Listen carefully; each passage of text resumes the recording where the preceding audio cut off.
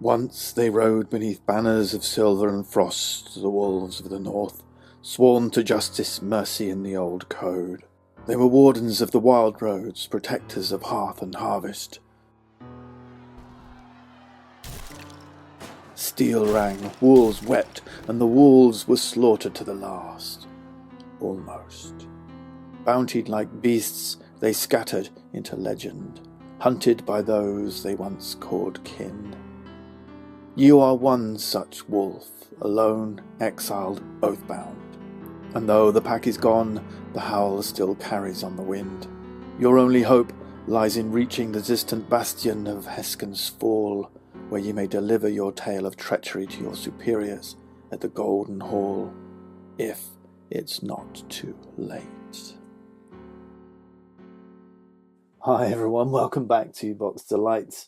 I just wanted to give you a very short video. This is not going to be a full playthrough. I just wanted to bring your attention to a project that it's just launched on Kickstarter that I'm following. If you're familiar with my channel, you know I often cover Hall or Nothing games from Tristan Hall.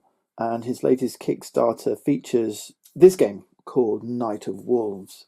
I understand actually from looking at it, it's kind of doing it as a pair. So there's Night of Wolves and another game, The Ruined Path. Both of these are solo games. And earlier this year I met up with Tristan and he gave me an early prototype of Night of Wolves just to try out. I don't do funded stuff. This isn't a sponsored video or anything like that, but Tristan gave me this to get some feedback on the solo game. I saw his Kickstarter just launched. I thought I'd make you aware of it because I'm a fan of his work. As you know, this is just a hobby channel. I'm only doing this for the fun of it. So what's Night of Wolves about? It's kind of like a story-driven, like a narrative-driven game. So I'm not going to spoil it by playing through and showing you what happens in each of these cards. But you're going to be trying to work your way through this deck. You're playing one of these knights, a wolf of the north. You've been exiled, your kin defeated by a band of blackguard mercenaries, knights of law from the world of Kilforth. And we've got to travel through these lands to our final destination. We've got to defeat this deck, basically. This is a deck of 90 cards. You can play a short game, a long game. I mean, the rules suggest 90 or 60 for a shorter, easier game. But, I mean, you can customize this how you want to. But let me just show you how this plays. You select one, you can do this randomly or with purpose, one boss card to defeat. You can see this artwork is taken from across the games that Tristan's put out so far. And this is a game about enjoying that artwork, really. It's a bit of a showcase of the artwork and Tristan's story writing talents. And it plays a little bit like the Kilforth games. You're looking for keywords and you collect those keywords. Some of those keywords are boons, some are banes, so things that help you and some things that hurt you. And rewards, and these rewards, boons and banes will see you through this journey, making it easier or harder. This is your character card. It's got two sides. We've got spots for boons and banes and rewards here. Now note, this was an early prototype, so a lot of the iconography has changed. Go and check out the Kickstarter if you want to see the latest. But we build our deck, so this is a randomly shuffled up deck. And on our turn, we draw the top 3 cards of this deck. And from these 3 cards, based on the pictures alone, we've got to decide which one we want to face or discover, which one we want to avoid, discard from the game, and then which one we're going to scout, basically save for later. So let's say we choose to avoid this scary looking one. Let's say we want to discover this one. Let's go to this snowy landscape and then we'll scout this one. We'll place it on the bottom of the deck for later. Once we've chosen our location, we'll flip it over. This is why it's a little bit spoilerish. And then we've got a story. Okay, and every card will be this way. Okay, there'll be a whole stack of them. Some cards will reward us, some will give us boons, some will give us banes. So we look at it, this is a torrential downpour, and we'll read this story. So it's like an unfolding book. The heavens split open without warning, sheets of icy rain hammer the ground, and we'll be presented with some choices by this story. Now, sometimes the choices are governed purely by the equipment that we've carried, the rewards that we've gathered. Sometimes we'll be presented with a choice. So in this example, we can choose to whisper a prayer and take the bane to the left. We can choose to seek refuge and choose the bane to the right.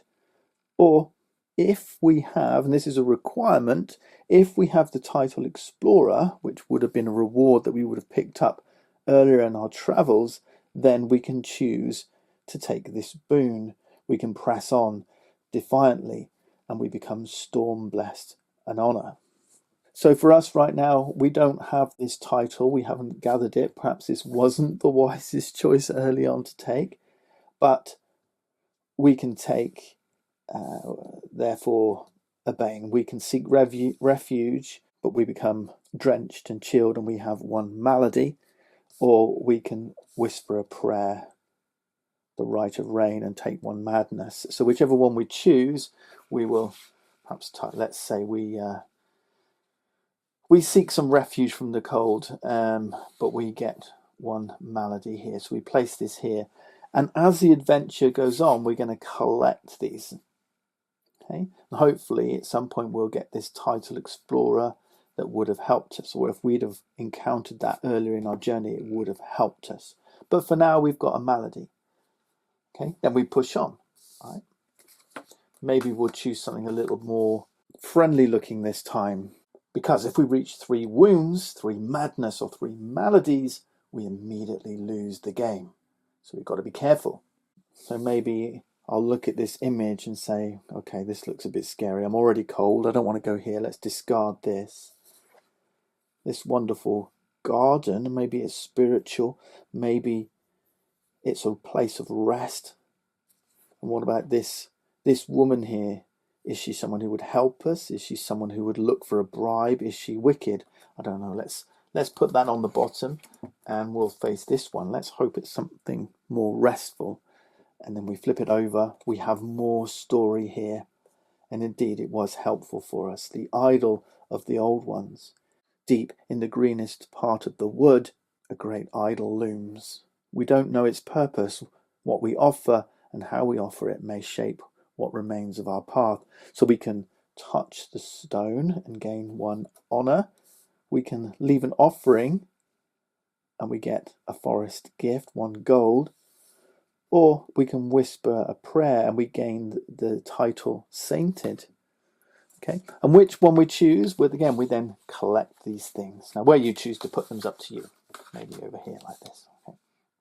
And so our journey continues. And like I say, our aim is to get through this whole deck. And hopefully by the end, we'll find ways, and I don't want to spoil it, but are there ways to cure banes?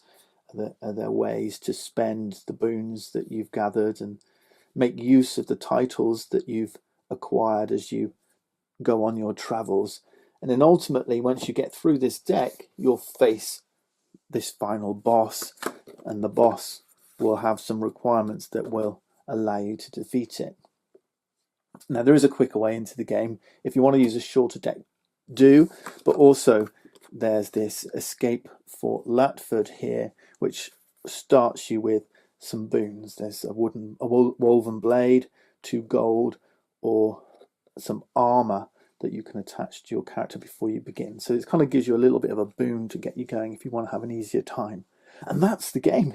It's wonderful, but the key really is explore. I've spoiled a couple of cards already, but I mean, you get the idea, and it's about exploring. It's a very meditative game and a relaxing game.